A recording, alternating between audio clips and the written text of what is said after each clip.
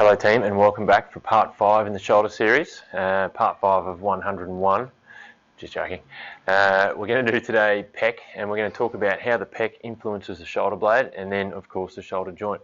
So I see a lot of pec tightness, particularly with desk workers, because when you're sitting forwards, obviously your pec goes into a shortened position, and whenever a muscle goes into a shortened position for a long time, it adopts that position. So what we see is when we leave the desk, the pec remains tight, and so it actually drags our shoulder blade forward into that forward tilt position we were talking about in the last few series, which is a bad position for the ball and socket joint. So essentially what that means is desk workers and people with tight pecs will eventually be at higher risk for shoulder injuries, particularly when we're going above head, going out to the side, or starting to do any overhead throwing type movements.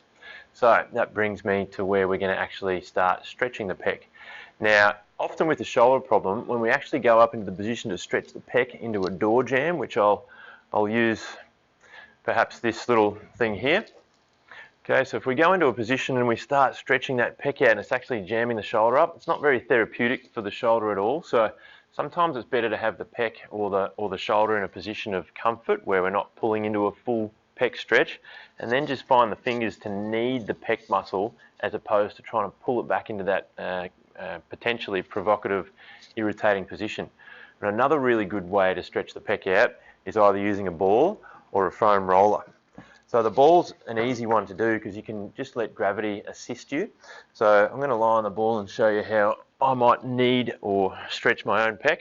So you can have yourself on a ball with your head sitting back on the ball so your neck muscles are relaxed, and then just let your arm hang out under gravity into a position where you feel comfortable.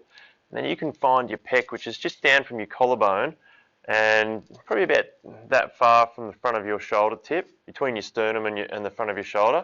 You want to dig in there and you'll find little trigger points that you can work on.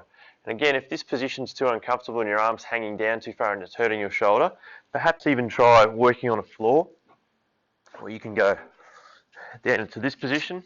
And you can even put a towel under the elbow to make sure it's a bit more comfortable. And again, you can get in there and trigger your pec. All right, so it's a nice one for those shoulders, particularly the right shoulder that leans forward a lot.